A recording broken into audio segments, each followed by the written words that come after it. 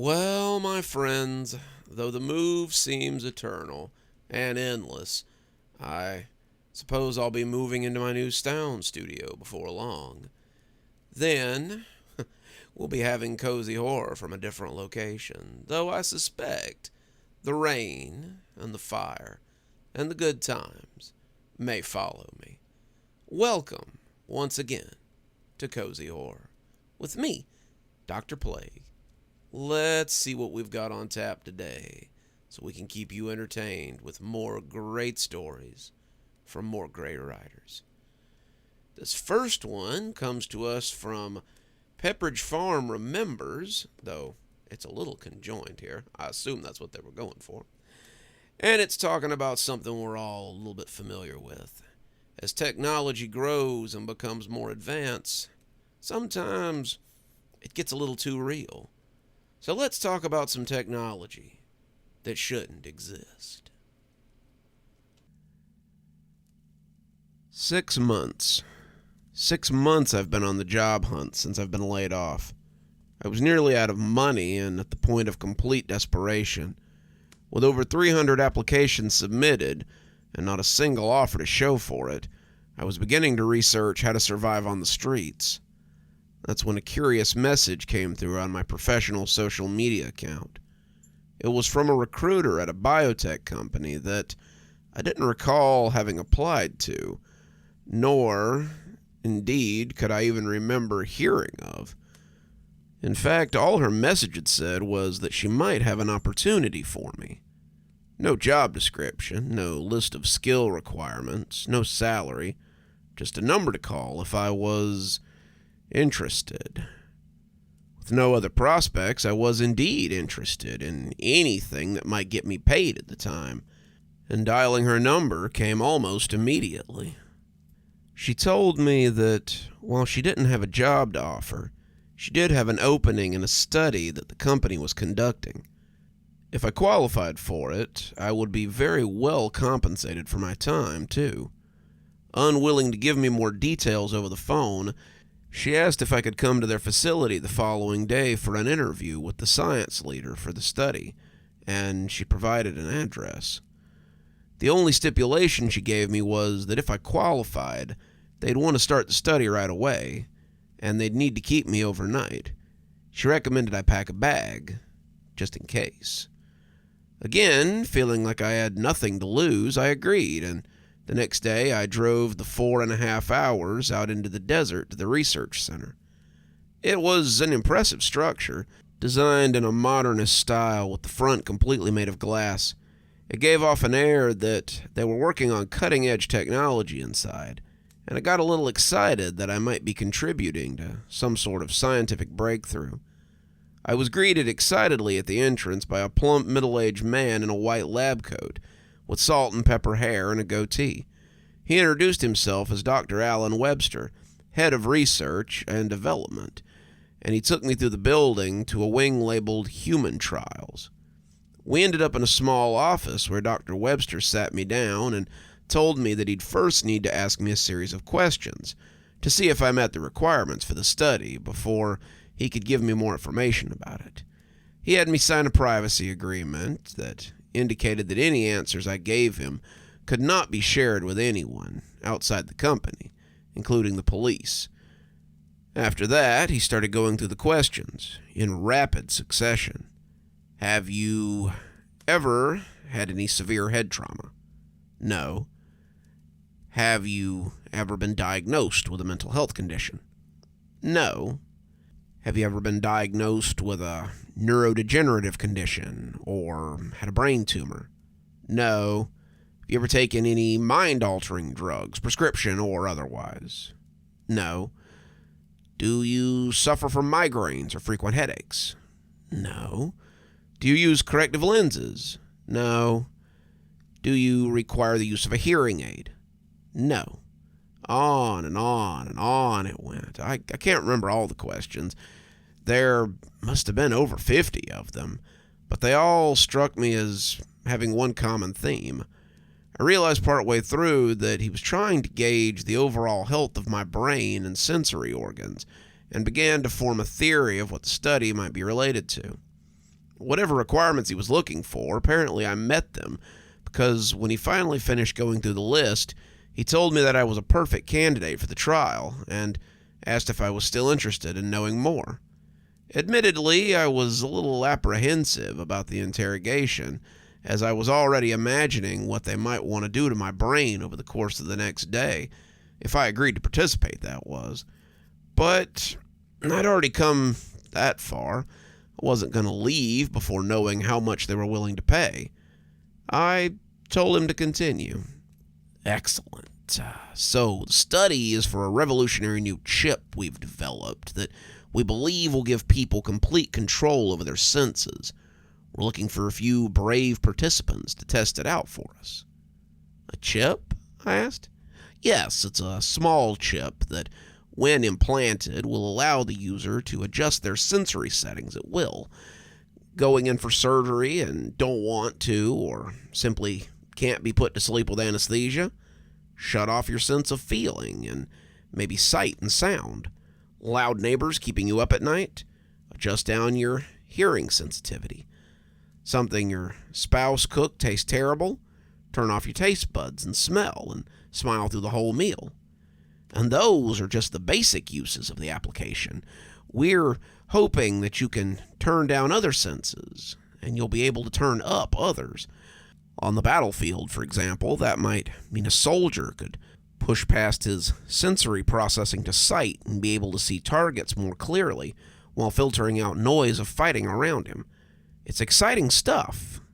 He was obviously very proud of what they'd created.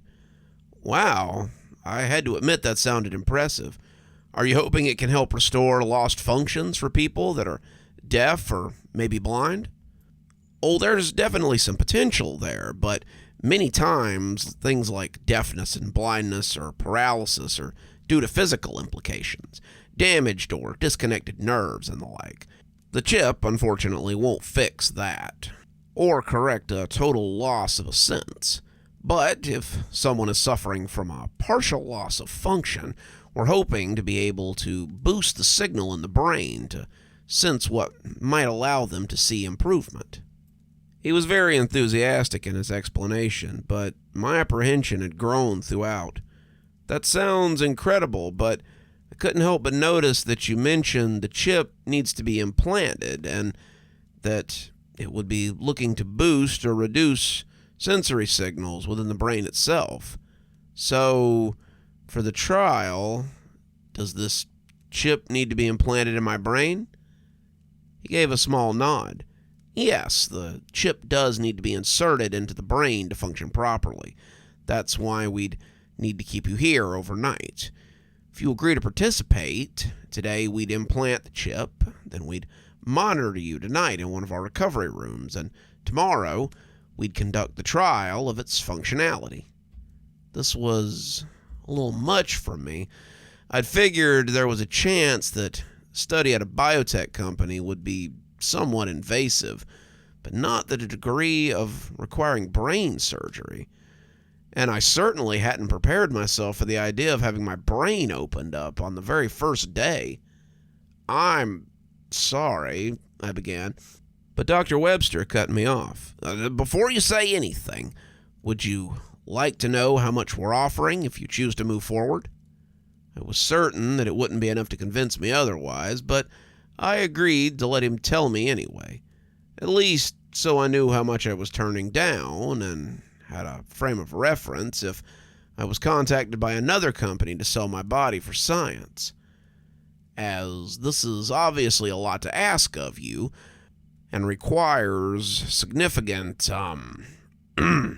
intrusion into your body, you will receive $125,000 a day for your services. I'd been leaning back in the chair I was in, and when I heard the amount, I fell straight over. Dr. Webster got up from behind the desk he was sitting at and helped me to my feet, before we both got back to our original positions. I could barely form words when I regained my composure. $125,000 a day? Yes, that's $125,000 a day. And $125,000 for tomorrow for a total of $250,000 paid upon full completion of the trial. You don't expect the actual testing of the chip's functionality to take more than a couple of hours. You might be back home by dinner time tomorrow night, and you'd be $250,000 the richer. The look on his face told me that he knew it would be nearly impossible for me to turn down that amount of money.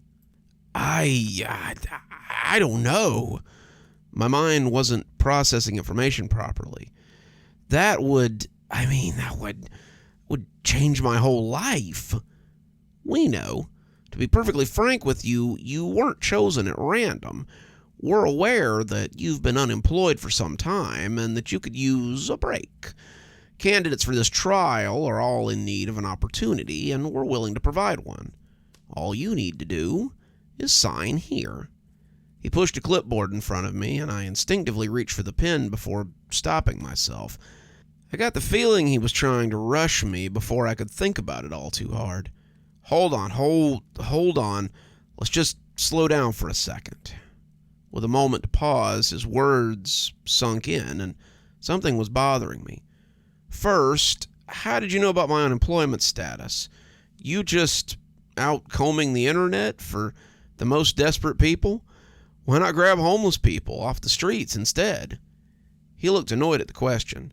Unfortunately, I can't disclose our recruitment process to you as it's confidential, but I wouldn't frame it so harshly. Like I said, we look for people that are really in need of an opportunity, as we understand that participating in a trial like this may be very attractive for those with no means of income. As for your question about experimenting on the homeless, to be honest, I find it insulting. This is a legitimate business enterprise with lucrative contracts all over the world. We would never consider doing something so unethical. We'd be out of business in a week if the press got wind of biotech companies taking people off the streets and sticking implants in them. That being said, if you don't like our practices or you don't feel like our offer is fair, you're welcome to turn it down and just go ahead and get out of here. It had undoubtedly been upsetting to hear that I'd been picked as a potential candidate for no reason other than that I was broke, but Dr. Webster's response had humbled me. I didn't like that they seemed to know my current financial situation, but it's not like they hadn't pressed me for more than a fair offer. Okay, yeah, I'm sorry about that. It's a lot to take in. Could you at least explain the implantation process to me a little more? I've been terrified of surgery my whole life, and I just won't understand what that's going to entail before I agree to anything. It was really the only thing stopping me from signing the paper outright. Certainly, totally understandable that you'd want to know more about that. His expression had softened a little. However, I'd say that we don't like to call it surgery around here, as that term has a certain connotation. We've developed a very minimalistically invasive implantation process that requires that we only make one hole in your skull, and then we feed the chip to the final implantation site through the pathway in the brain that will have no impact on your physical or mental function. The whole thing only takes about an hour, and the recovery time is basically non-existent. You'll feel perfectly normal by tomorrow morning. We don't even need to put you to sleep for the process. We'll give you some medication to help you relax and just numb the area in the skull, but that'll be the only part you'll feel. While we're working, you can just watch TV. And if you're going to ask, I can't tell you exactly where the chip is going to reside, as that's part of the IP of the device, but I guarantee the procedure is 100% safe. His words had been intended to be comforting, I'm sure, but the thought of having a hole drilled in my head and a chip snaked through my brain to be installed somewhere within was still a little bit daunting. All the same, $250,000, it was a monumental sum and one that I'd be willing to accept some risk for. Dr. Webster pushed the clipboard closer and handed me a pen. I signed. The next hour was spent going through a mountain of paperwork. I had to provide bank account information, beneficiary information, sign an NDA and an indemnification agreement, and so many consent forms that my hand was cramping by the end of it all. Once I'd worked through the entire stack, Dr. Webster escorted me to what looked like a large hospital room. It had a twin bed in the corner and a TV on a stand in front of it. Medical equipment lined the walls and had a small restroom on one side. He told me that it would be my suite for the night, and I'd be brought back to it after the implantation was put in. He had me drop my overnight bag in there and change into my surgical gown before they took me down to the implantation room. The knot surgery went exactly as Dr. Webster had described it would. I don't know what they gave me to help me relax, but it got me so high that I didn't care in the slightest what they were doing inside my brain. I just giggled away at the cartoons they put on for me to watch. Everything had moved so quickly after I'd signed the paperwork that I hardly had a second to think about any of it. Before I knew it, I was lying in the bed in my suite, drowsy from all the medication they gave me. Implantation complete. Dr. Webster came to check in on me a few times throughout the evening and provided some pain medication when I complained about a headache. That only made me sleepier, and I recall shutting my eyes, seeing that it was 8 p.m., then opening them to find it was 7 a.m. the next day. I slowly rose from the bed, groggy, but otherwise feeling pretty good. It actually took a moment before I even remembered the events of the previous day. Dr. Webster came through the door as I was taking my first step towards the restroom and asked how I was doing. He was ecstatic to hear that I felt normal and just really needed to pee. He'd brought with him a small tray for breakfast, and he asked that I eat before we head down to the lab for tests. Again, things felt like they were moving too rapidly, but I was eager to get it all over with. I just wanted to get back home and start paying off my debt, maybe even begin house hunting. When I'd finished eating, he walked me down to the room labeled Observation Chamber and showed me inside. It was at least 20 feet by 20 feet square and another 20 feet tall. On one wall, there was a set of windows, behind which I could see people looking down into the space. The entire room was painted white, as was the chair with the restraints on the arms and legs that was bolted to the floor in the center. Dr. Webster directed me to have a seat while he explained that the restraints were for my safety. He said that the test would likely be very disorienting as we played with the settings on my senses, and he didn't want me to accidentally hurt myself. With the implantation process behind me, I figured that the hardest part was over and didn't put up a lot of struggle as he strapped me down. Then he explained how the test would go. So, for accuracy of results, I can't tell you in which order we're going to manipulate your senses. We may shut some of them off, or all of them off entirely. We may adjust some down and try to boost others. It'll be a randomized sequence. Ahead of you, there's letters and numbers like you'd see in an eye exam. During the test, we'll pump sounds into the room as well as various scents and flavors. What will happen is you'll hear a small beep in your head, like a thought. That'll be coming from the chip, so even if we turn your actual sense of hearing off completely, you'll still hear the beep from the chip. Make sense? I nodded. Perfect. When you hear the beep, that means we're going to make a change. We'll cycle through a few different configurations. Try to remember what you experienced during each configuration, and then when you hear 2 beeps, we'll return you to the baseline settings, meaning where you're at right now. When you're at baseline, just walk us through everything you experienced, and we'll verify that it was what we intended on the other side. Sound good?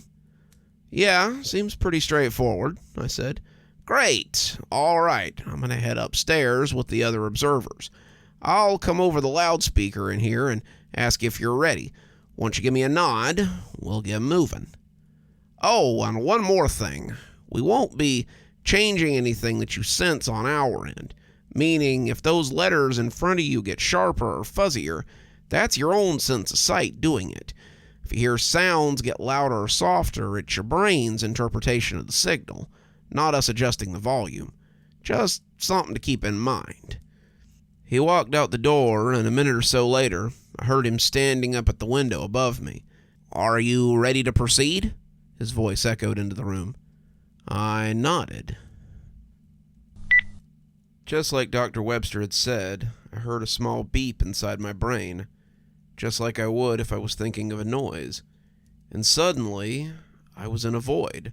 Realizing quickly I had no sense of, anything, I understood that they'd started by turning off everything at once. No sight, no sound, no smell, no taste, no feel. The beating of my heart was gone. The chair I was strapped to was missing. Encased in darkness and silence, I panicked as I wondered if this was what it would be like to be dead. My hearing returned, the sound of the rainforest. They must be playing them in the room. As I listened, I noticed the intensity went way up and down. At one point, it was so quiet that I thought they'd shut my hearing off completely. And at another, it was so loud, I heard a yelp of pain emanate from what I assumed was my own mouth, though I couldn't feel my vocal cords make any noise. I smelled the rainforest now, too, earthy and damp. With only being able to hear and smell it, it was easy to picture myself deep in the jungle. My sight returned, but sound and smell vanished. The mirage of the rainforest evaporated, and I was left staring intently at the letters and numbers in front of me. As I tried to read them, they came in and out of focus, and I looked down for a moment at the body that I couldn't feel.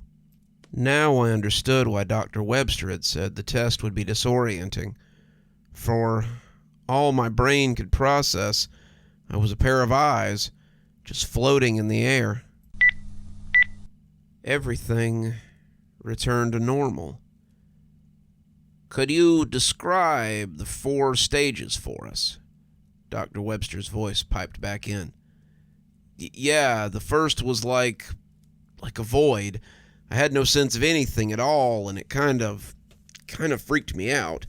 I'm assuming you shut everything off at once from the start. After that, my hearing came back, and I heard the sounds of the rainforest. It got louder and softer over time. Then I could smell the rainforest as well as hear it, and lastly, I just had my sight, and it was going in and out of focus on the chart over by the wall. Perfect. That's exactly what you should have experienced. Okay, are you ready for another round? I nodded again. We went through 4 more sequences like that, each with a completely randomized order. Sometimes they started in the void, sometimes they just took me away one sense at a time to see if I'd notice. One trial made me particularly hungry when they sent in the flavor of pizza, and I picked it up on my tongue. It was very weird, but very interesting. While it was nerve-wracking at first having someone else in control of my senses, they always returned them to me at the end of each round, and everything was performed exactly as they expected. I was actually kind of enjoying myself. But then, on the 6th round, something changed. I was dropped back into the void of nothingness, but I was used to it by now. I was calmly waiting for the next beep when I heard something else. A voice. A whisper in my head that I didn't recognize at all. "Watch out for the man in the corner." What was that? I thought, wondering if the trial was taking a toll on my brain. My sight came back. At first, everything appeared normal, but then I saw a shift of movement in the corner of the room. I looked over and recognized the outline of a man in the shadows. I couldn't make out his features. It was almost like he was part of the shadows that surrounded him, but 2 bright white slits sat in his face as he stared back at me. My sight was gone, but I got my hearing back. This time, it wasn't the rainforest, though, or the circus, or the ocean. It was footsteps. The man was walking closer to me. "He's coming for you." "Whoa, hey, stop! There's someone in here with me. Stop!" I heard myself yell the words, but no one replied to me over the speaker. My hearing was gone, and I found I could feel the chair I was sitting in. "He wants to hurt you." Then a hand with fingers that were far too long rested on my right shoulder. I felt a razor-sharp nail run down my left cheek, and I knew this thing was right behind me.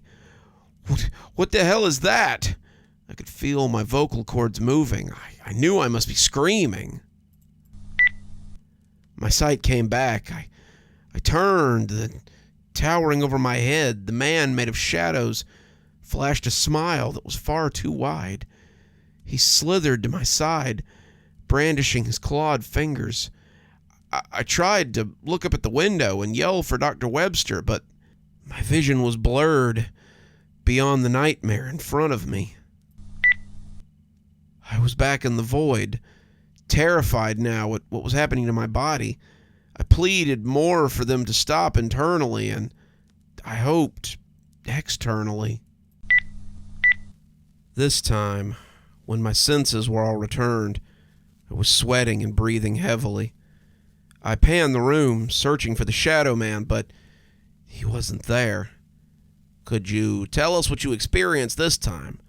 Dr. Webster's voice came into the room just as casually as it had on every other trial. What was that?" I yelled at him. "What was what?" he answered. "The voice in my head and the shadow thing that touched me. It wanted to hurt me."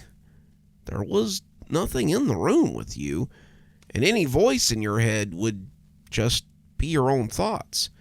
No, that's bullshit. Something different happened that round. You guys didn't hear me yelling for you to stop?" "No, you were quiet the entire time, just like the rest of the runs." Sounded completely calm, but I knew he had to be lying. I'd heard myself screaming. "Look, I don't know what's going on in here, but I'm done. I want out of this thing. That's enough." Without warning, I was plunged back into the void, and I started to panic. "Stop! No, let me out! You can't do this!" I prayed I was actually saying the words. "Ouch. That's gonna hurt when you can feel it." "What's gonna hurt? What did they do to me?" I tried to talk to the voice with my thoughts. I could see again. I quickly scanned myself for injuries, and then I saw it. My right index finger had been sliced off and was lying on the floor in front of me. Blood was spurting out of the stump where it used to be. They sent me back to the void. I continued to plead with them, though at this point I realized it was useless. I was at their mercy. "Oh, I hope you don't use that leg." I heard a saw whirring somewhere down low in front of me, then the squelch of meat being cut and the high-pitched whine of a blade on bone. "Please, please, I'm begging you. I won't take the money. Just let me go home." I knew they were listening. They just didn't care. I wasn't prepared for the agony that came next. White-hot pain radiating from my left leg below the knee. From my right hand, my hearing was still on, and I made noises I'd never known I was capable of. As I entered the void again, I started to cry. And now the stab to the chest. Goodbye. I didn't even try to fight it this time or scream out. I accepted that they were going to kill me. I tasted blood in my mouth, and I was certain I'd cough it up when they plunged a knife somewhere into my lungs.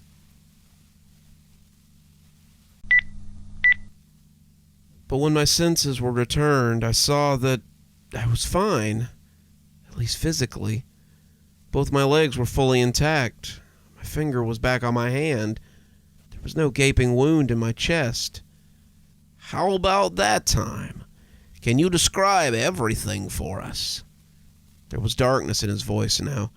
I could tell that he knew exactly what I'd experienced. To hell with you. What is this shit? If you can describe what you experienced in detail, the trial will be over. If not, we'll have to run it again and make sure it's working properly. Terrified of what else they could do, I relented and relayed back everything that I'd seen, heard, felt, and tasted during the last round. Well, looks like we're done here then. Someone will be down shortly to set you free and escort you back to your vehicle. The funds will be deposited into your account within the next 2 days. Thank you for your participation. I only just barely caught everything he said and saw him start to step away from the window. Wait, what about the chip? Aren't you going to take the chip back out? I realized now that I'd never asked what was going to happen to it once the trial was over. Oh, no, we can't remove it. Too much risk to your brain now that it's attached itself. And in any case, it's our insurance that you won't discuss this experiment with anyone. We'll be keeping an eye on you. Don't forget what we can do to your perception of reality. His last line was dropped with such a hint of menace that I shuddered. I understood then that they were going to hold me hostage for the rest of my life. At any point, if I did something they didn't like, they could just send me to the void. Or worse. Eventually, someone I'd never seen came down to unstrap me, then quickly rushed me out through the back to my car. I drove back to my apartment in silence. Since I got home 3 days ago, I haven't slept. The money was deposited in my account, just as they said it would be. But I can't enjoy any of it. I can't stop thinking about what it's paid for. This technology shouldn't exist. I don't know what their plans are for it, but I know it's not the BS Dr. Webster fed me to get me to agree to the study. I've realized that I can't keep it a secret, even though I know what posting this means for me. Even though I just heard the voice again. You shouldn't have done that. That last beep in there, that's really the one that sells it for me. Whew, always gives me chills. But I suppose maybe it's time to turn the fire up a little bit. The one I'm getting is electric, so I hope it crackles the same. Moving right along, let's hear a story from Ethan Cord about, well, I'll let the story speak for itself there. After all, it is magically delicious. I always went to the same supermarket I'd gone to essentially my whole life. It was a ritual to swing by after work a few days each week and pick up dinner for the family, along with a few other groceries. I contemplated breakfast cereal choices as I stared at the same cracked vinyl tile in the same aisle I've stood in many times before, with the same old-school luminescent light bulbs flickering overhead. As much as it might have embarrassed me when I was younger to say, my guilty pleasure has always been sugary cereal. Ever since I was a kid, I've always been a fan of whatever had marshmallows in it, especially the ones everyone saw on TV. They're magically delicious, I thought to myself, while reminiscing of those old commercials, and opted to buy the name brand for once instead of the knockoffs that tasted half stale most of the time. I felt even more amused when I noticed the upper top label that promised a special surprise in that limited edition run of boxes. I normally wouldn't have gone for any of this, but my wife had already informed me that her and the kids would be having dinner with her parents that night, and not to expect them home before I went to bed. I usually left for my job at the walnut packing factory every morning at 4:30 a.m., so I usually tried to be in bed by 9:30. So I thought, why not just enjoy a bowl of cereal before bed on this particular evening? Truth be told, I'd lived out the usual cliche of marrying my high school sweetheart and never leaving the small town I'd grown up in. I'd planned to pursue a career as an engineer, but my collegiate career was cut short by baby number 1 when I was 19 years old. So, I did the right thing and got a job at the walnut processing factory, and just summed up the whole rest of my life with that. By the time the third kid had arrived, my one-time sweetheart was now constantly enraged by the sight of me. There were many nights that she and the kids, who were now teenagers and also disdained my existence, would simply choose to have dinner elsewhere. I was, at this point, the slob that paid the bills and was a hindrance to their joy in life, it seemed. I chuckled to myself as the acne-riddled cashier rang up the cereal, because I knew my wife would nag at me for daring to buy expensive cereal just for myself. As I loaded the groceries into my old Toyota, though, I thought that I heard a voice coming from one of the bags. I shook it off as the long day taking its toll on me, but then I swore that I saw a red glow in my back seat that I just happened to catch for a second in my rearview mirror. I can't explain why, but when I got home, I quickly found the box of cereal, opened and peeled the plastic bag open, started pouring myself a bowl. That's when I heard the little thunk and quickly remembered the promise of a surprise in every box. It, too, was wrapped in a little plastic baggie, and when I opened it, it kind of startled me. There was that familiar image, the shamrock green attire and top hat, along with the red hair sticking out from underneath that hat, the blank stare in its eyes as it faced forward, and an almost eerie grin that spread across its face in a far too natural way, all in a 5-inch tall figure. The thing creeped me out, if I'm being honest, so I shoved it into the spare kitchen drawer where we kept our batteries. I inadvertently hit the button I never realized was on the back side of the figurine. This caused the eyes to light up and a small recording to repeat, "They're magically delicious," in an Irish accent. I felt more than a little unnerved by the idea that that was supposed to be a children's toy, but I shrugged it off and proceeded to shut the drawer, as I downed not 1, but 2 bowls of the marshmallowy goodness that night. After I finished, I headed out of the kitchen upstairs and paused to look towards the box of cereal. Thanks for a trip down memory lane and a nice treat, but I'm afraid your magic can't fix all my problems, before I continued upstairs towards my bedroom. I was only halfway up the stairs when I thought I heard something along the lines of, "Let's test your luck," and a dull red glow casting shadows from the kitchen. I was either extremely tired or I was losing it, so I admittedly jetted up the stairs, feeling a bit creeped out. Usually I'd stay awake until I heard my family arrive downstairs on nights like this. Then I'd go to sleep. They might hate the sight of me, but I still felt the innate sense of ensuring they were safe. That night, though, I fell almost immediately into one of the deepest sleeps I'd ever experienced, and dreamt all night about things I'd long given up on. In my dreams, I was at a college out east somewhere, top of my class, and a top engineering job already waiting for me when I graduated. I also had a supermodel girlfriend who was pursuing a degree in fashion, and we were planning a weekend away together on the coast, when a red glow overcame my dreams, and an almost primal-sounding scream jolted me out of sleep. I reached over instinctively to check my wife. She wasn't there, which gave me a slight pause, but she was known to sleep in the spare bedroom when she felt especially annoyed by me. Still, that scream had me on edge, so I bolted out of bed and started down the stairs. That's when I heard the second scream and recognized it immediately as my oldest son.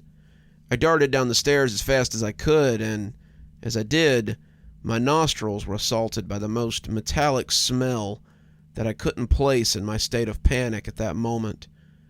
I saw a red glow come and go in waves in my descent, and then I swore I heard the sound of the most disgusting type of slurping noise, much like when a 4-year-old eats spaghetti. I ran straight around the corner towards the kitchen, but I slipped immediately on the tiles and slammed the back of my head on the landing.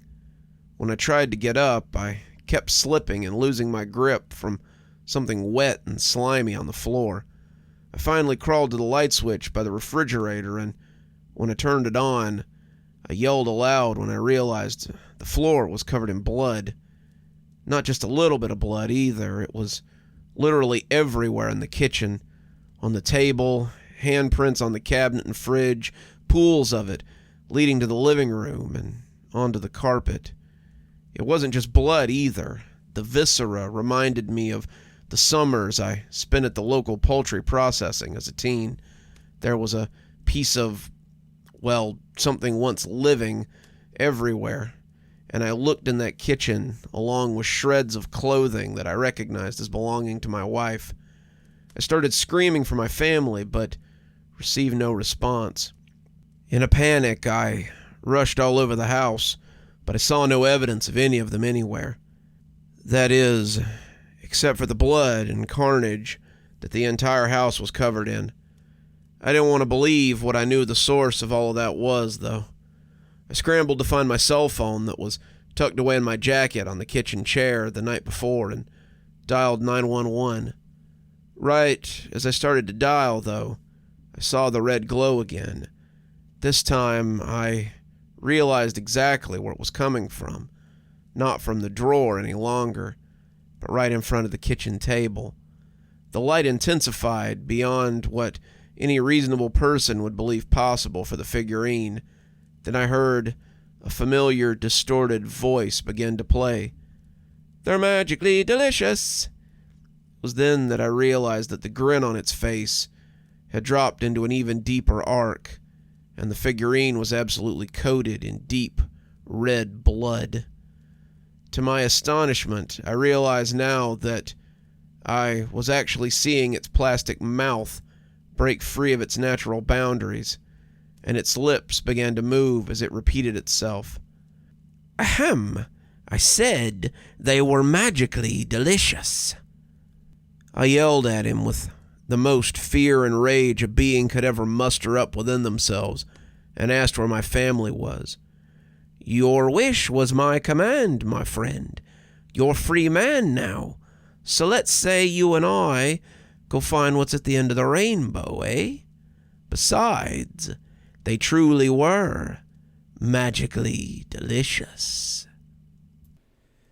Sometimes those weird little gems you find in the strangest places are the best stories, at least to me.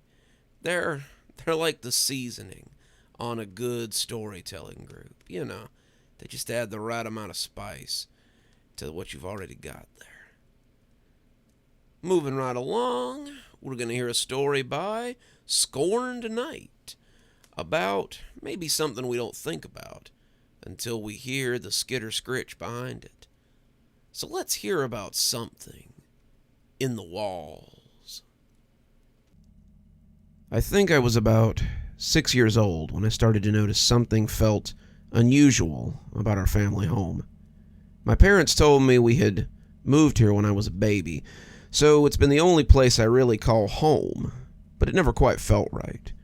I would go to friends' houses after school or at weekends for birthday parties, and the atmosphere just felt so different in comparison to when I was home. There hung an air of what I would describe as oppressive malevolence in our home, but as a child, it felt like fear, and I remember trying to articulate this cloying, crushing, almost sinister presence to my parents all those years ago, but it was casually disregarded as an overstimulated child's imagination. As I grew older, I felt a greater sense of unease at home and found myself staying with friends, doing whatever I could to prolong my time away before I had to come back. The feeling of anxiety and paranoia would rise back to the surface the closer I got to home. You see, it felt like I was being watched, like there was something in the home monitoring my every action. This wasn't an, oh, my parents could walk in at any moment, teenage level of paranoia either. No, this was hair standing on end, goosebumps, fight or flight instincts kicking into overdrive, as if my body and mind were sounding the alarm to get out, to run, but after searching every room on several occasions, there was never anything out of place. I continued to raise my concerns to my parents, but it fell on deaf ears. They chalked it up to acting out as a typical teenager would. They had bigger issues, as I could see the cracks starting to form in their marriage, eventually becoming all-encompassing as arguments ruptured around the house and their relationship began to crumble. All the while, the pressing feeling of malevolence continued to hang in the air. As time went on, their relationship completely broke apart. My mom had become a recluse, quit her job, and spent most days locked away in the spare room, only emerging to get food, with barely an acknowledgement to me or my father's existence. My father had become bitter and distant, a hollow shell of his former self, except for the infrequent outbursts of emotion, swaying from anger to desperate pleading whenever he and my mother crossed paths in the kitchen. The strange thing is, during this time, the home felt almost normal. The dread and paranoia I'd felt before had almost disappeared, but had been replaced by the anguish that comes from being in the middle of a family that's falling apart. It didn't last long, though, as my mother stopped emerging from the spare bedroom entirely, and the silence in the house was frequently punctuated by the thunderous knocks of my father's fist on the spare bedroom door, followed by his pleas to my mother to come out and eat, then the sorrowful sobbing of a broken man heading back to his room.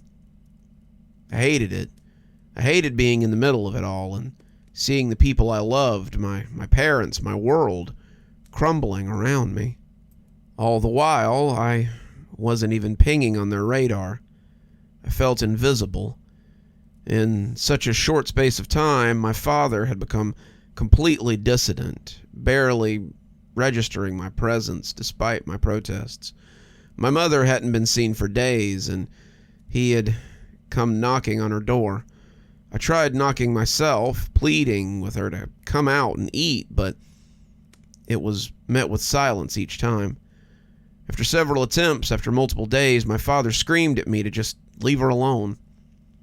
A week had passed, and it felt like time had come to a standstill in the house. My father stopped going to work, and like my mother, he started to confine himself to the bedroom. The air felt stagnant. The silence was suffocating. I spent a long time out of the house, seeking solace in my friends and their families, too ashamed to admit what was going on at home, diverting questions over lunch to other topics of conversation. I wasn't prepared for the 8th day. I woke up in the middle of the night and immediately felt it, the rising dread, the pervasive feeling of being watched. My throat tightened, my pulse began to quicken as the fear grasped my mind in an iron vice. I felt like I was 6 again, unable to truly convey and comprehend the internal terror I was going through. My fight-or-flight instinct screamed at me. I tried to force the feelings back and put my pillow over my head, but my mind was racing, and the surging feeling that something sinister didn't want me to sleep was destroying any chances of me getting rest. I decided to get up and see if going outside would help clear my mind. It was only after I climbed out of bed and my eyes had adjusted to the darkness that I noticed the smell. There was a rancid, foul stench in the air, like rotting food left out in the sun to fester in the heat. I accidentally took a breath and the smell clung in my throat, causing me to cough and retch in disgust. I grabbed a nearby shirt and put it over my mouth and nose to act like a mask, but it was of minimal effect against the invasive stench. I went into the hallway to see if I could try to figure out the source of the foul odor and noticed the doors to both spare room and my parents' room were open. I yelled my parents' names into the darkness, but was met with silence, so I cautiously walked down the hallway to the spare room, first to see if my mother was still there, and simply was in a deep sleep. As I got closer to the room, my hair began to stand on end as the feeling of dread became more and more intense. I reached the doorway, peering into the darkness, and was hit with an even more intense odor. Rotten food. No. Rotten flesh. I reached for the light switch, fumbling in the darkness to find it, half choking on the smell which was seeping through my makeshift mask. I managed to find the switch, and the room was bathed in light, illuminating the true horror before me. She, my mother, was in the wall. Her body had become fused with the wall of the house, contorted and crumpled as if she were slowly being devoured. Her face and what remained of her limbs could be seen protruding, gaunt, pale, her cheeks sunken, her eyes hollow, as if the moisture had been drawn out of her face.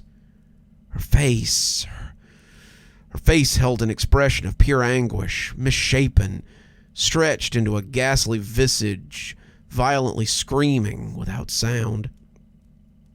Tears clouded my view as I fell back into the hallway, and a wave of nausea hit me. My mind, I couldn't comprehend the horror I just saw. That was my mom, who only a few days ago had been fine, but now... I righted myself, pushing back my unraveling thoughts, and tried to regain my composure. Whatever happened here was not natural, and the being or entity that caused it may still be present. A chill ran down my spine as the next thought slipped into my mind. Father. My dad. I turned around and walked further down the hallway to my parents' bedroom and was met with the same disgusting smell. My heart sank as I reached for the light switch. He was on the floor, but only half his body was visible, for anything below his waist was scattered in the walls. I looked up to the ceiling and saw viscera, rotten flesh, poking out of the cracks above. What was once a magnolia room was covered in dark red and brown stains, with scraps of flesh and shards of bone poking out of the walls. His neck was craned at an inhuman angle, forcing his head to look towards the ceiling, and like my mother, he was holding an expression of pure contorted agony. My mind was on the brink of collapse. I turned to leave the room when I saw he had one outstretched arm, which appeared to be pointing to something on the wall. I looked over from the doorway, paralyzed with fear and unable to convince my body to move closer. But I managed to make out what looked like a message scratched into the floor under his bloody fingernails. Burn it all before it feeds. I didn't have to be told twice. Adrenaline surged through my body, shaking me free from the shackles of fear and driving me into action. I rushed back out to the hallway and headed downstairs to the kitchen. As I reached the bottom of the stairs, the air felt heavy and the feeling of being watched became even more pervasive. My heart was racing. I could swear I could see the walls rippling and undulating, but each time my eyes tried to focus on a particular point, all I could see was darkness. Felt like whatever this entity was, it was becoming aware of my plans, and as I reached the kitchen, my body started to slow down. I was feeling drained, emotionally and physically, my mind crumpling under the stress and all I had seen. My body fighting back the waves of nausea and the cycles of adrenaline surging and dumping, causing my muscles to cramp. Through my addled mind, it was starting to make sense. Whatever this thing was, it influenced and fed on emotions, breaking people down enough to feed on them physically, and I was running out of energy and time. I took advantage of another wave of adrenaline and ran to the kitchen drawer, frantically fumbling in the dark until my hands clasped the round box of matches. I struck several matches, setting fire to the curtains above the kitchen sink. The flames began to slowly crawl up the curtains and spread to the nearby cabinet on the wall. A blood-curdling shriek reverberated around the house as the flames started to engulf the walls and smoke pumped across the kitchen ceiling.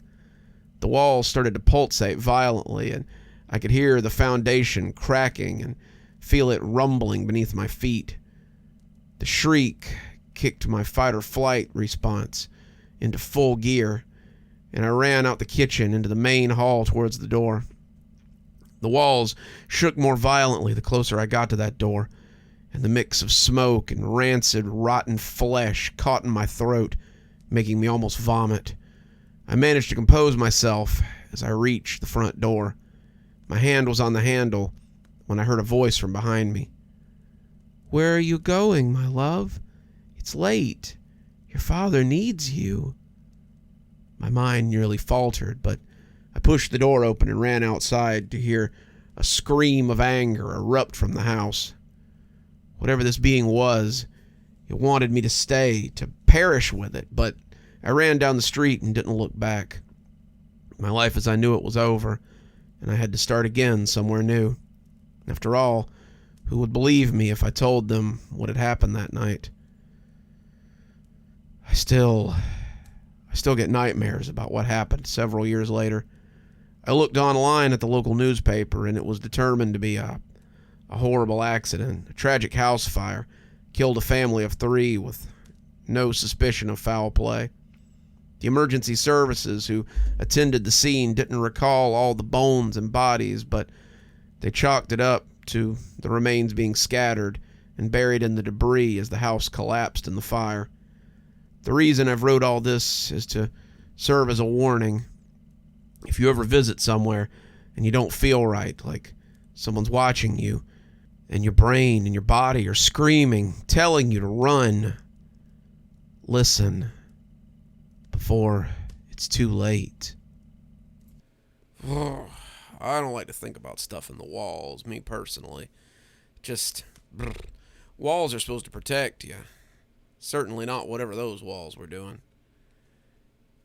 Up next, we've got, a constant contributor to our Cozy Horror compilations, evilartbunny. Moving from something in the walls, let's hear about a staple of horror. Let's hear a little about something in the basement. I've been living in this house for about a year and a half. This happened about the 3rd month of living there. At the time, I considered my house mildly haunted. First, there's the poltergeist. I call him Knox. It's okay as long as you don't ask it any questions. It likes to answer on occasions, and the answers aren't always nice. At the start of things, all Knox would do is, knock. Once I acknowledged fully that Knox was an actual presence, it's not just the house settling, I started to notice it really liked to give its opinion on things. For that reason, I no longer listen to the radio, podcasts, or videos on speaker, only earphones. I suspect others, far braver than I, would be tempted to get better acquainted with Knox. I consider that an extremely rash notion. I don't know what Knox actually is, and what it can do. What if it's some weird eldritch being, living in the walls, that would drive people insane if they were ever to reveal itself? Being cordial with it is as far as I'm willing to go. In that regard, the other rule with Knox is that if it doesn't want you to be somewhere, it'll tap sharply twice. 1 for yes, 2 for no, is the clearest communication we've established between us. If I hear 2 knocks when entering a room, I just quietly leave and come back later. I've never challenged Knox about it, and I'm not finding out what's happening if I do. After a while, though, I started to notice that Knox would also move things. Plates and cups mostly. Sometimes a cup of water. Once a cup of milk I'd left unfinished would be empty in the morning. More disturbingly, if I left food out, bread in particular, I would notice small but obvious bites taken out of it.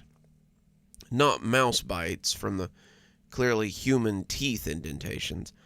I guess that was my motivation to keep the house clean. And in this fashion, Knox and I had gone on about our existence. Then there's the basement. I almost didn't buy the house because of the basement. There's a strange, creepy space in there, jutting into one of the walls. It's only a couple of feet deep, about chest height, and 4 feet across. It also has a yellow-painted scaffolding in it, crisscrossing it at diagonals, so it's just about impossible to store anything in it. I don't know what it's used for, but it has a presence about it. You just know you're not supposed to be in there, or even near it. I've decided not to store anything in the basement because of that. There's the house's water heating unit down there, and some leftover junk from the previous owner. Old wooden tables and chairs. I don't go there, unless it's absolutely necessary. On the handful of occasions I've had to be down there, it was only during the day. And even then, I follow the rules that as children we intuitively know when crossing dark spaces. You don't make any loud sounds or unnecessary noise, lest you annoy it or draw its attention. You don't run or rush what you're doing, lest you make it think you're afraid of or aware of it. But neither do you tarry and test its patience. And when you're done, you turn off the light and you do not look back. Here's what you need to know before I tell you the rest of the story. I'm scared of the dark. I have always been scared of the dark, since I was young. I'm not sure why. Since I've moved out by myself, learning to deal with the dark has been quite an adjustment. In those early months living here, between Knox and my nyctophobia, I'd taken to the habit of remaining in my room at night. I do all the dishes, set everything up for the next day, turn off all the lights downstairs while there's still light. Then I take my provisions for the night up to my room. Snacks, drinks, instant noodles, etc. My bedroom has an attached bathroom, so there's no need to leave during the night. I even have a mini fridge in my room and a kettle. Once the bedroom door is closed, I was in my little sanctuary of pajamas, computer games, and chill hip-hop music. And my Kindle reader, of course. Knox even appeared to have the etiquette not to disturb me while I was in there. Downstairs, night would slowly fill the house and would remain still and calm till dawn. Save for the very rare need for me to creep down to grab something quickly, the elements of the house were pretty well left in harmony. I left it alone, and it left me alone.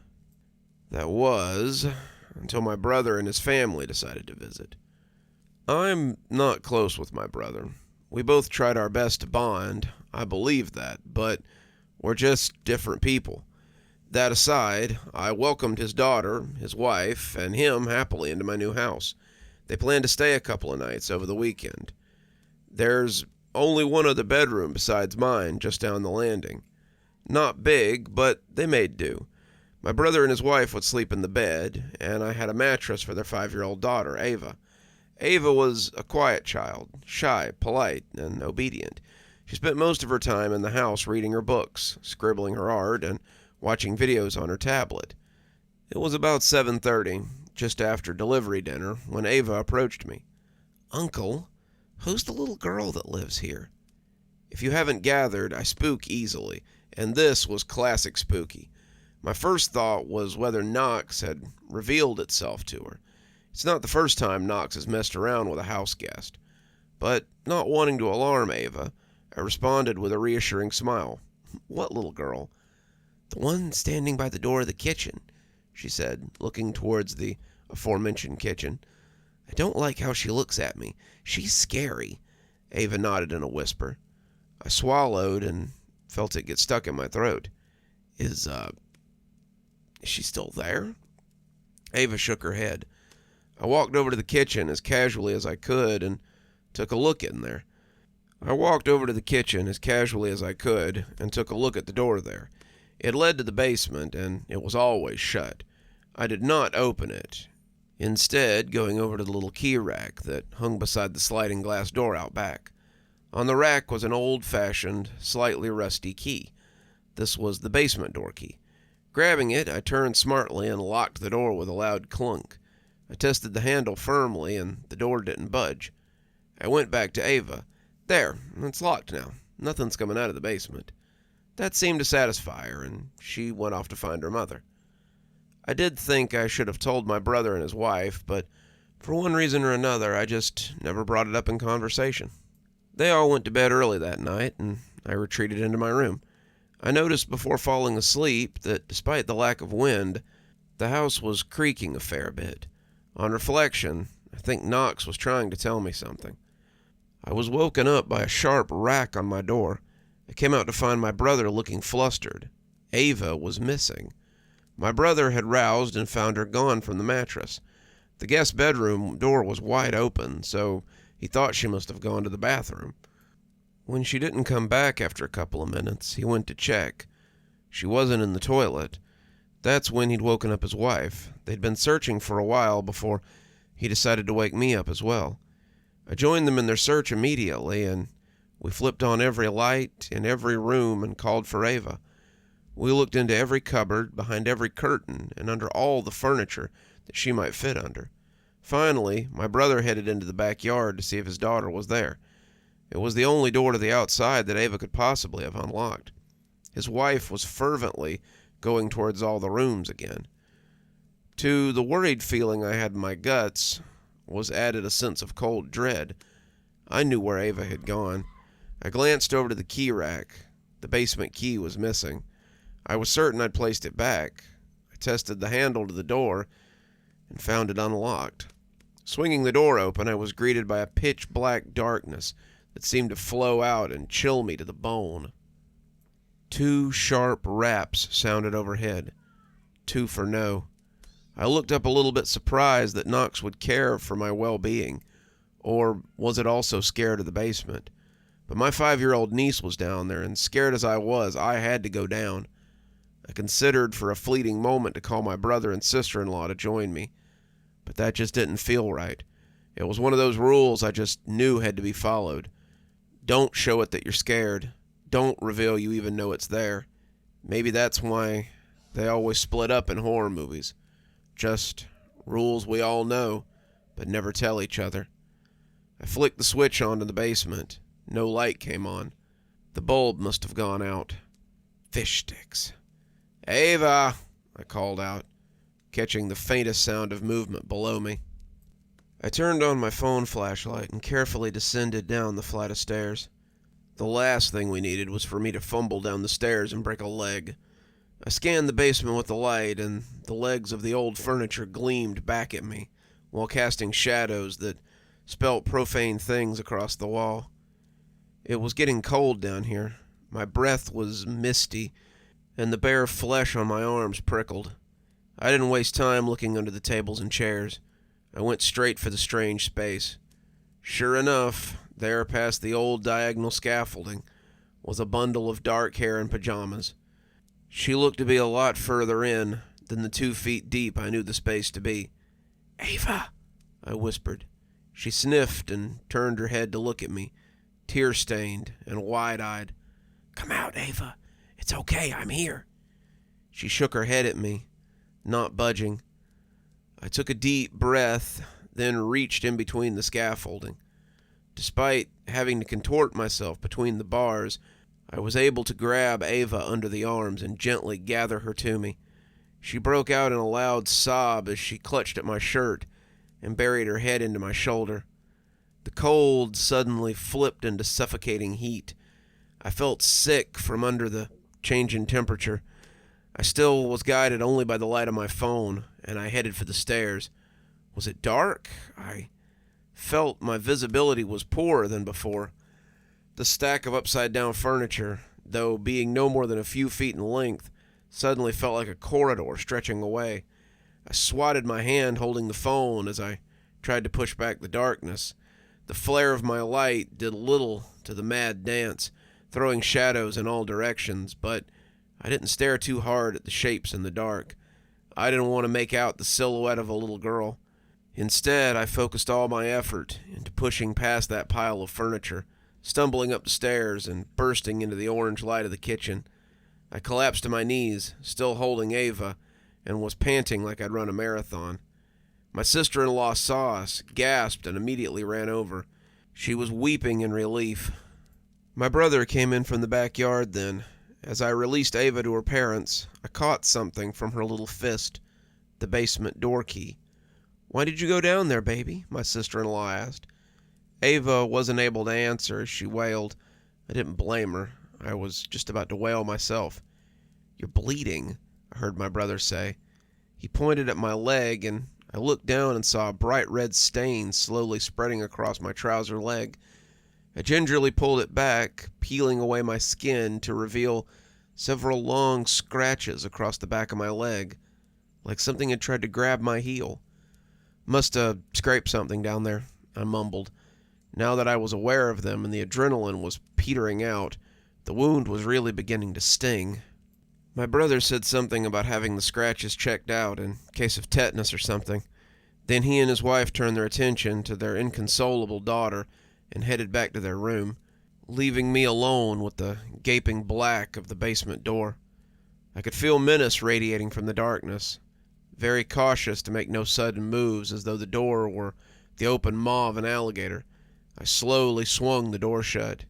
Even shut, I could feel the hatred beating against it from the other side. I placed the key into the keyhole and locked it, then allowed myself to breathe once again. 2 sharp raps sounded overhead. Yeah, I know, Knox. It wasn't over. My brother and family decided in the morning not to stay in the house. They hadn't been able to get much out of Ava, but they definitely got the picture she did not want to be back in my house. I felt exactly the same way. They packed up and made ready to leave. Ava came up to me to get a cuddle goodbye. I knelt down to her level, and she gave me a knowing look. "Was it the little girl?" I asked. "She said I had to, or she'd eat my mom and dad," Ava said with a nod. I think my mind went blank after that. I don't remember saying goodbye to my brother and his wife. I don't remember the car leaving. I just remember standing in the driveway, facing my house, and wondering whether I should go in or not. My leg was beginning to ache from the gashes on it. I hadn't done much other than to dab it with a tissue to make the bleeding stop. They were deeper than I thought, and they had a ragged quality to them. Finally, I decided I'd find a clinic open on Saturday and have it bandaged properly while I considered what to do. I passed by the basement door to get ready. In the morning light, that hateful aura was missing from the door. Well, that was a relief at least. When I saw the doctor, he asked me if I'd been attacked. I laughed sheepishly and said it was some furniture in the corner. He raised an eyebrow at me quizzically, then silently raised a hand, made it into a claw, and gently drew it across the bandage where the cut had been. Those cuts certainly weren't made by furniture in the corner, not even by an animal's claw. They'd been made by a hand. "Are you sure you're safe? Do you need any help?" the doctor asked kindly. I was sure I was not safe, and I was very sure I needed help, but I shook my head. What could I say? I had been abused by a demonic entity in my basement, getting nothing else out of me. The doctor resigned to put accident down on the cause of injury. It had been a long wait to see the doctor, so it was well after lunch when I left the clinic. I sat down at a fast food outlet, still unsure of what to do when my brother called me. He told me they had relocated to a hotel somewhere in the city, and I was welcome to join them for dinner. I said sure. Heck, it was my treat after a bad night, I said. He chuckled softly and said dealing with night terrors was all part of being a parent. Then he also said they realized that they were missing a milk bottle. They think Ava had been holding a milk bottle when she went down to the basement, as she usually fell asleep with one. I told my brother I'd look, even though I wasn't going to step foot in that basement for $1 million. I have a problem saying no, though. I sat down the phone and thought about the basement with the milk bottle lying in that odd, ominous space, collecting dust. That's when it hit me. The milk. The cups of liquid that were finished by morning. The nibbles of bread I left out. What if it hadn't been Knox? What if the thing in the basement wandered out at night and ate things? I squirmed at the thought, but I remembered once having visited some old cottages while on tour in the UK. The guide had pointed out a metal saucer of milk and some biscuits, artfully sat across a large flat rock close to the cottage entrance. Apparently it was a centuries-old tradition from the homeowner to leave milk and biscuits out for the fae that wandered through and around the house in the witching hours. He also pointed to a corner of the building where the angle had been beveled away. He said it was because they believed the stone intruded upon a fae path, so they cut it away to let the fae folk pass unhindered. The joke was that the cottage was haunted too, but the inhabitants were far more afraid of angering the fae than the resident ghosts. Did I now find myself in a similar position? I went home and packed a bag. I would have cleaned my house up after the guests left, and there was no presence from the basement door in the light of day, but my imagination wouldn't stop me wondering if I'd turned a corner or opened a door to find some scary little girl looking at me. 100 times, absolutely not. I had decided that I would test this fae theory of mine before making any further decisions. Just before I left, I poured a glass of milk and left it to the side of the basement door with a slice of bread. Then, making sure it was the very last thing I had to do, I unlocked the basement and hurried out the front door. I went out for dinner with my brother and his family. Ava seemed to have mostly recovered from her previous night's trauma. They didn't ask me about the missing bottle. Maybe they forgot, or maybe they knew something was off with the basement. I didn't tell anyone I wasn't going home that night. Instead, I spent an uneasy night in a cheap motel reading up on folklore. Turns out there's a lot of cultures where people leave out milk, food, even animal blood, just around the house to appease strange nocturnal humanoid creatures. Some of those creatures play pranks. Others sucked the blood out of your toes and stole babies out of their cribs. Charming. In the morning, I headed back to my house. First thing I did was walk very cautiously over to the kitchen. Sure enough, the milk was at a lower level than when I'd left it. There were also nibbles out of the bread. A sharp rap came from somewhere deep in the house. One knock for yes. That first day, I waited for nightfall in the kitchen. I had a bag packed in the car just in case I needed to, make a break for it. I was breaking out in a cold sweat, but I held my ground. The aura of menace never came out of the door. At around 1 in the morning, I very cautiously went up to my room and locked my door. As an extra precaution, thanks to my research, I poured a line of iron filings along the threshold of my room. Fae don't like iron, right? At least that's what the stories say. The sense of fear never returned to the basement door for a long time. And that seems to be how I formed a truce with the thing living in the basement. Every night I leave milk and a piece of bread on the kitchen floor by the basement door. It doesn't always eat it. One last note, and I add this as a note because I'm still unsure of what I saw was true or not. One night I was at home late for some reason or another. I hastily washed the dishes, locked the doors, and set out my peace offering on the kitchen floor. It was dark by then, and the windows were black panes. I turned the lights off one by one, backing towards the stairs, handing ownership of the downstairs to the night things. I ascended to the upper floor and finally turned off the stairlights. Besides the other night, fleeing with Ava through the basement, of which I received scratches on my calf as payment for breaking the rules, it was the only time I ever broke the rules. Maybe I heard something or saw something out of the corner of my eye. For whatever reason, I turned around and looked down into the darkness. There, on the 3rd or 4th step of the stairs, was a pale, small hand, raised out and reaching towards me. It connected to an impossibly long arm that snaked towards the kitchen, losing itself around the corner. In an instant, it whipped back into the shadows, out of sight. It was so fast, the whole thing might have just been a trick of my eyes. Regardless, I fled to my room and never ever glanced back into the darkness of the house again. I would like to say that besides that possible imaginary instance, I had no further dealings with the thing in the basement.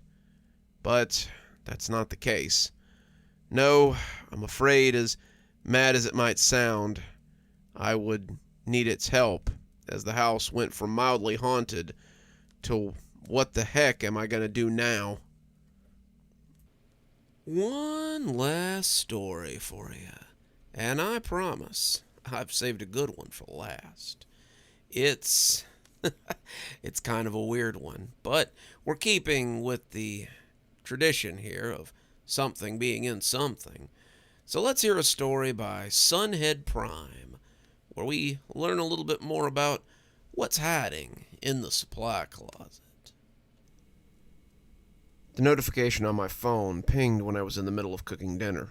Typically, when I'm in the midst of simmering a sauce, I ignore any calls from my phone.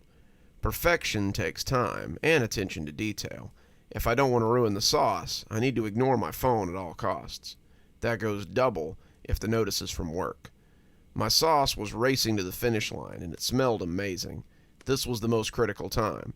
If I kept it on too long, it would burn. Too short, and it's not as flavorful as it could be. It's all about striking the right balance.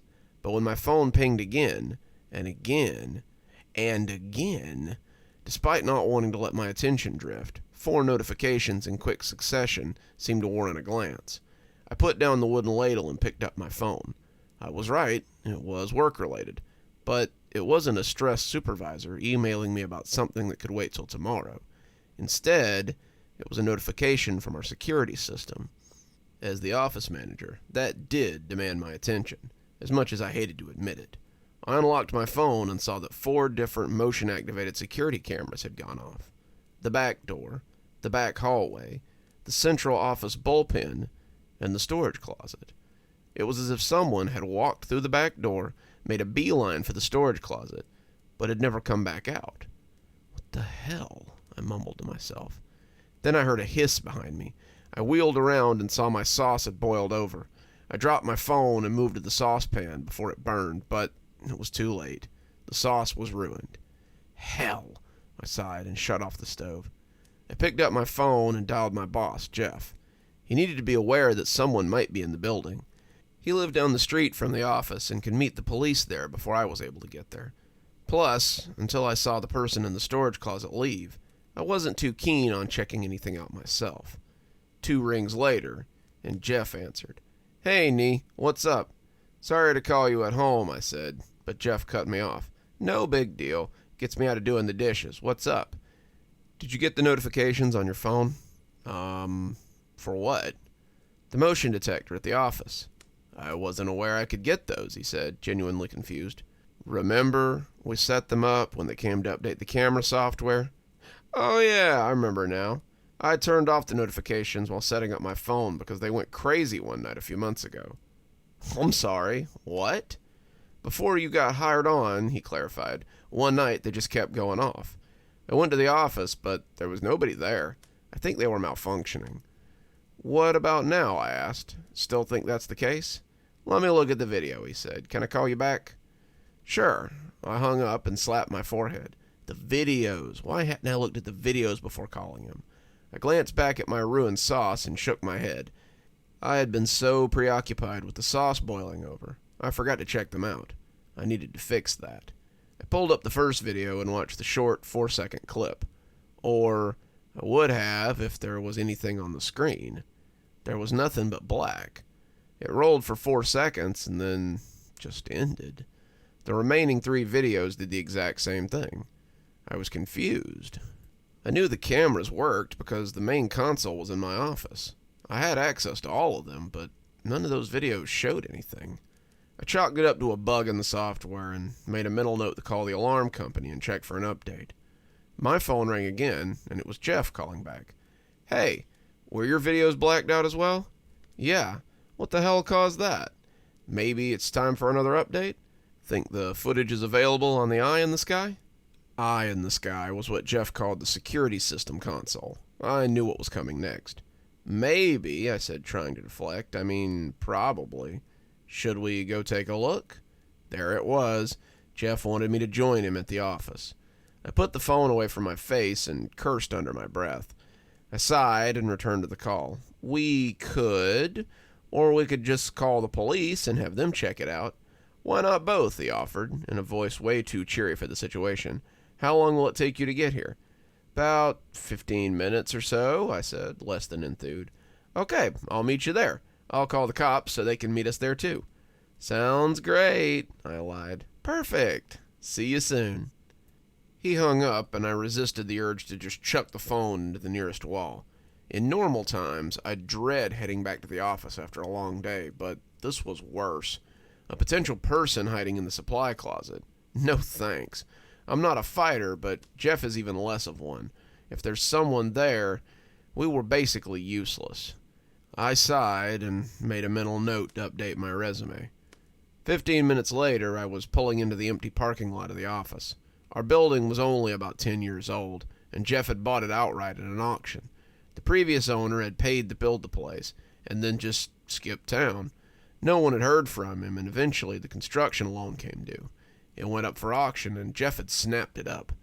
The building was a run-of-the-mill office as far as they go.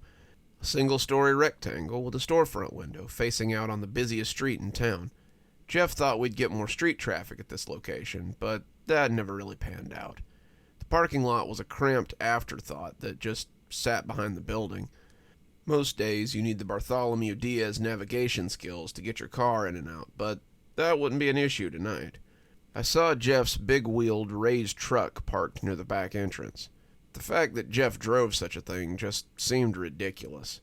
It was made for off-roading, but Jeff was a notorious neat freak. It was too big for the lot, but Jeff liked to stand out.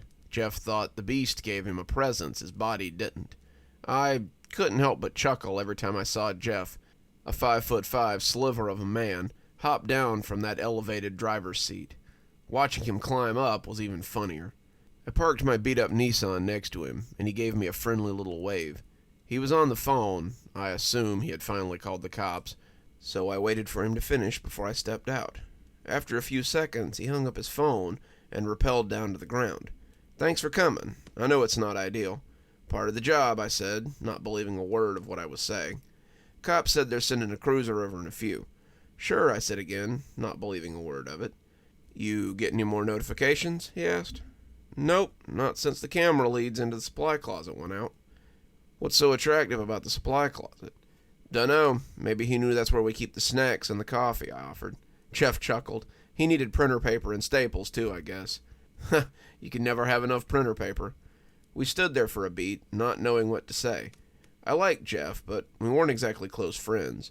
We worked together, and we were friendly, but it kind of ended there. I shifted uncomfortably, waiting for the cops to show up and break up the monotony. I suddenly realized this was the first time in my life I was actually glad the cops would be coming, and I stifled a laugh. First time for everything, I suppose. Should we go in? Jeff asked. Let's let the cops take the risk, I answered. Not a fan of Back the Blue, I take it. Not really, I deadpanned. Maybe we can peek in through the windows. Might be hard to see anything. I'm gonna try, Jeff said. He walked around the corner of the building and headed towards the front window. As he left, it dawned on me that I was all alone in the dark back alley of the parking lot of a building where a potential criminal was hiding inside. I sighed and called out, "Wait up, Jeff." I started to jog to join him when the lights in the back hallway lit up. I stopped and glanced at the back wall like I could see through the bricks. There was a little porthole window on the back door, but I couldn't see anything from where I was. "Jeff," I yelled, "the lights are back up." A few seconds later, he came jogging back around the corner. He stopped next to me, and I pointed at the window. What the heck? What's weird is that the motion sensor didn't send us a video. Are these lights on a timer, or... No, they aren't, I said. How did it turn on? Not really sure. As the words escaped my lips, the lights went back out again. I pulled out my phone in anticipation of a video coming my way, but nothing did. I shook my head. "What's going on in there?" I said, more to myself than Jeff. "I'm going to go take a peek in the window," he said. "Be careful, okay?" "I'll be fine," he said, with the confidence of a man twice his size. "I'll give Jeff this. He didn't back down from anything. This could be a blessing or a curse." He walked over to the window and stopped, looking back at me as he smiled. "If something happens to me, run." "Oh, I will," I said, not joking. Jeff cupped his hands and stared into the little window. I watched, anticipating running away, but not really going anywhere. After a few seconds, Jeff turned back and shrugged his shoulders. "I don't see anything." "Weird," I said. As I did, the lights started flickering inside. Jeff turned and looked back in my direction, but I still didn't see anyone. He was shaking his head in disbelief. "This doesn't make any sense." He turned back towards me and said, "Go around the front and see if you can see anything inside." I wanted to tell him to get bent, but I swallowed hard and said, "Sure." I spun on my heels and walked around the building. The last thing I wanted to do was peer inside the office when the weird crap was happening, and it really wasn't fair for him to ask me. In my head, I made a plan to get my revenge and call out on Friday. There wasn't much traffic on the street at the moment. That was to be expected. The town is sleepy at the best of times. In the late evening, it was more like a ghost town. I walked to one of the windows, cupped my hands, and leaned against the glass. It took my eyes a second to adjust, but everything inside looked undisturbed when I did. Off to the right, I could see the back hallway lights flickering, but no one was there to flick the switch. It was still odd as hell that the lights were freaking out. It didn't make sense. I was about to head back to the parking lot when something caught my eye. Near the supply closet, I saw an office chair pushed out from a desk. It rolled a few feet before stopping in the hallway. Either someone was hiding under the desk or... Whoop! Nearly jumped out of my skin as the police siren went off behind me. I turned around and was greeted with lights in my face. I raised my hands and shielded my eyes. "What are you doing out here?" a gruff male voice called from the car. "I work here. Can you move the light out of my face, please?" "You're the one who made the call?" "My boss did. He's around back." "Why are you peering in the window?" "Ask him. It was his idea." The cop opened the door and stepped out. Internally, I sighed. I knew this was going to be a whole thing. Cop's got a cop, after all. "You got any ID?" he asked. "In my purse, which is in my car, which is back in the parking lot, where my boss is." "No need for the attitude, ma'am," he said. "We got a call that someone was possibly inside the building." "Right, and you thought that after committing my crime I would just hang out in front of the building on a busy street and peer into the window." "I'm going to need you to step away from the building," he said. I shook my head. Of course, I thought. Before anything could go any further, Jeff came jogging around the corner and hailed the cop. "Hey, sorry, I'm the owner. We thought we saw somebody inside. We were just taking a look." "Have you entered the domicile yet?" "No, we were waiting for you," Jeff said. "We weren't sure if there was anyone inside, so we weren't going to take any chances." "Understood. Did you see anyone enter?" "Our motion sensors went off, but the footage was blacked out." "Affirmative. Who has the keys to the location?" "Just me and Nee here." I nodded at the cop. He looked away and back to the building. "Anyone tried to break in before?" "No." "Any signs of forced entry?" "Not that I could see." "Nee?" "None." The cop turned and faced Jeff with a serious look on his face. He pulled out his gun and flashlight and nodded to the door. "Can you let me in so I can take a look?" "Yeah, sure," Jeff said, pulling out his keys and unlocking the front door. The cop and I locked eyes for a beat. I smirked. "By the way, domicile means a place of residence, in where you permanently live. This is an office building. Nobody lives here. Just a heads up for next time." The cop looked away and grabbed his gun and flashlight. Jeff held the door open, and the cop walked in. Initially, I stood back and watched as the cop walked through the office, flipping on lights and switches as he went. But then I noticed Jeff starting in after the cop, and I grabbed his arm. "What are you doing?" I whispered. "Any area he walks through is clear.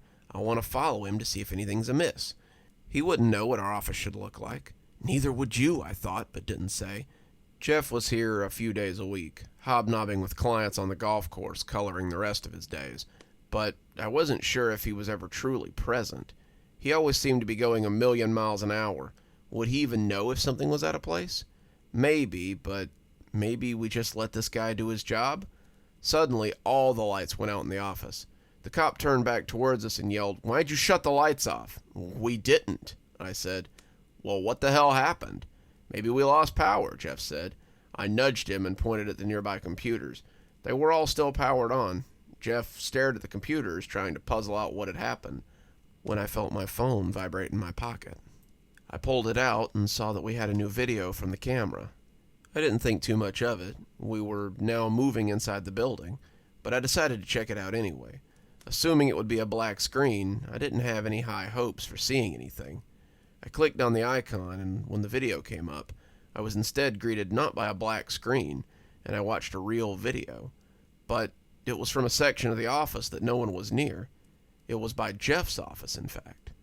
In the video, nothing happened for a few seconds, until Jeff's office door slowly swung open. The video shut off just after that, and I clicked it again and watched it again. Then again, I scanned the edges of the screen each time, looking for anyone who had snuck in. But I didn't see anyone. "Jeff," I whispered, "did you check your phone?" He shook his head no. I handed him my phone and watched his face as he saw the door swing open. His face turned white. "Did you see that? The door opening?" "No, the face." "The what?" I said, confused, but Jeff just ran over to the cop. "Officer, I think there might be someone near my office. Look." The cop looked back at the phone and then up at Jeff. Jeff couldn't help but smile. "I think they're by my office." "Where was the rest of their body?" the cop asked, his face getting whiter by the second. "What are you talking about?" Jeff answered. "There was just a face, but where's the rest of them?" "In my office, probably." The cop reached under his uniform and pulled out a small cross hanging from a necklace. He held it in his fingers and quietly whispered some prayers. The tough guy demeanor he had arrived with had washed out like the tide. He was just a quivering bundle of nerves at the moment. Not that I could blame him. I don't think anyone's in here," he finally said out loud. "I think it was equipment malfunctioning." "We should check, right?" Jeff asked. "Can you call for backup?" I suggested. I could, but I don't think it's warranted here. Can you at least come with us to check out my... There was a sound of someone running from Jeff's office towards the central bullpen. We all turned in that direction, but didn't see anyone running. We heard it, though. We all heard it. As quickly as it arrived, it went. We were all alone in the dark and quiet office, utterly perplexed. I don't know what that was," Jeff offered, breaking the silence. "I think maybe it was the building settling, or street traffic." "That was a ghost," the cop said. For the first time in my life, I was inclined to agree with law enforcement. We should go," I said. "I don't think there's a threat here that can't wait until morning." "I think she has the right idea," the cop said. "We should at least check the storage closet, right? I mean, someone set the sensor off when they went into the closet, but never set it off again, so either someone's in there or the camera's on the fritz." I saw the look in Jeff's eyes. He was going to check regardless of what we said, and I nodded. "We can go look. Worst thing, some deranged psychopath jumps out and stabs us all. Best case, it's a ghost. Where's the downside?" The cop looked like he was going to vomit, but he wasn't going to leave. He was holding his cross in his trembling fingers and muttering a prayer, but he stayed put. We walked down the hallway towards the supply closet, not knowing what to expect, but finding dread all the same. We stood outside the door, and the lights in the building started flickering again. I sighed. "Probably a good sign," I deadpanned. Jeff didn't vocalize a response. Instead, he just grabbed the doorknob and twisted the handle, and pushed it open. I glanced over the cop, who had closed his eyes as the door came open. If it wasn't for the severity of the moment, I might have laughed. "What the hell?" Jeff said. My attention snapped back to the closet, and my jaw went slack. Jeff turned to me and asked, "Is this a sick joke, Nee?" My heart started beating like it was in the middle of a nightly jog, though my legs were cemented to the ground. If I had had my druthers, I would have listened to my heart and broke out into a sprint. On the floor in front of us were 36 pins laid out to spell one word: Nee. "The hell?" I whispered. "Is this a joke?" Jeff repeated. "I didn't do it," I said, trying to find my bearings. "If I did, you would have seen me on the video." "Not if the video wasn't working," the cop added. The videos that got sent to the phone weren't working, right? No, but why would I do this? I've got no motive for this. Maybe you want something else? A raise? Though this might be a way to get it, the cop said, truly throwing darts at anything. It was clear that his fear had been replaced with embarrassment and growing rage. That makes no sense. Jeff, you can't honestly believe this crap. I didn't even want to come down here tonight. I ruined my sauce for this nonsense. But why your name? Jeff asked. Don't think I'm wondering the same thing. Do you know it's a crime to file a false police report? The cop said, regaining his bravado from earlier. Bitch, no one's filed anything yet. Watch your mouth. Guys, Jeff said, trying to calm things down. I don't need some asshole sweating me while I'm already dealing with some next-level ghost crap, okay? I yelled, pointing at the pins. Just then, all the power in the building went out, and we were swallowed in darkness. If I wasn't horrified, I would have unloaded the snarky comment I had in the chamber. Instead, I was paranoid that something evil was in the room with us. Nee, a disembodied voice said near my ear, confirming my feelings. I see you. I always see you. I snapped around, but there wasn't a soul there. Did you hear that? I asked. No, the cop said. Me either, Jeff said. Someone said my name. Come on, the suddenly brave cop said. I don't buy any. The power came back on. You could hear all the computers restarting at the desks. The lights over us turned back on too, but they were dim. I found that odd, as none of the bulbs were on dimmers. Nee, the voice said. Did you hear that? I said, my eyes wide with fear. You feeling okay? Jeff asked sympathetically. I'm fine, I snapped. How are you not hearing? Nee, watch the floor, Nee, the voice hissed, drawing out my name. Before I could tell the others, I saw the pins that spelled out my name rolling to take the shape of an eye. Stunned, I pointed down, but before the cop or Jeff could look down, the pins flew away. Did you kick those? The cop asked. Ah! The voice screamed directly behind me. What the hell? I yelled out as I fell into the closet. The cop and Jeff also stepped deeper into the closet until we were all crammed inside. The door slammed shut on us, and the lights blinked out again. We heard footsteps running away from the closet, down the back hallway and out the back door towards the parking lot. We heard the door slam against the wall as whoever it was almost ripped it open, but then there was quiet again. For about 2 seconds, the cop grabbed the handle and ripped the closet door open. He went at a full sprint, calling over his shoulder for us to call a priest. He got back in his squad car, hit the gas, and just like that, he was gone and guaranteed to never come back. Jeff helped me up. His hand was clammy, and I thought I might lose grip of it. We stood there for a beat, unsure of what to say to each other. Finally, I broke the silence. What in the hell was that? I'm not 100% sure, Jeff said, but what? When I bought the place, I did get it for a steal. Yeah, you told me that before. Have I ever mentioned why I got it for a steal? The guy who built it left town, right? Well, that's not actually the story. What do you mean?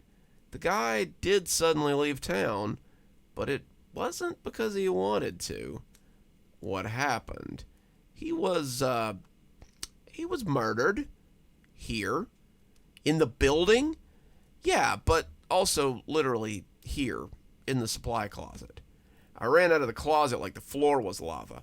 I tried to punch Jeff, but I remembered my rent was due and held back. I still balled up my fist just in case a FU switch got flipped. Why didn't you tell me this? I haven't told anyone that. It happened in the past. How did he die? Someone killed him, Jeff said, looking away. They might have mentioned something about ritualistic something or another. He was killed by a cult? I don't know that. No one does. All I knew was that the building was finished, big enough for my growing company, and way underpriced. I didn't have a choice, Nee. It was a steal. Is this the first time? Well, yes and no. There's been weird stuff before. Papers moving, doors closing, stuff like that. But nothing like what we saw here tonight. You've had weird things happen and never bothered to tell anyone. Never bothered to tell me. I close up the building most nights. Alone. If you would have seen something strange, I assume you would have told me. I never heard from you, so I assumed everything was kosher. Is everything kosher now? I asked.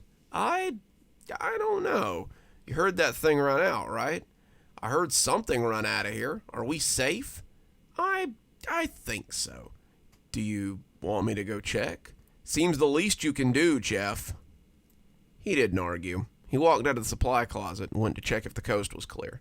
After a few minutes, he came back and said we were good. We walked out together into the parking lot. If you need to take tomorrow off, he started, I'm going to need to take the rest of the week off. Like I was saying, the rest of the week, that's okay. No penalties on my end. Jeff, you should probably tell the office. Probably, but let's sleep on it, okay? I'd rather wait for Monday when you're back to do it. They'll think I've gone loco if it's just me. I agreed, and we went to our vehicles.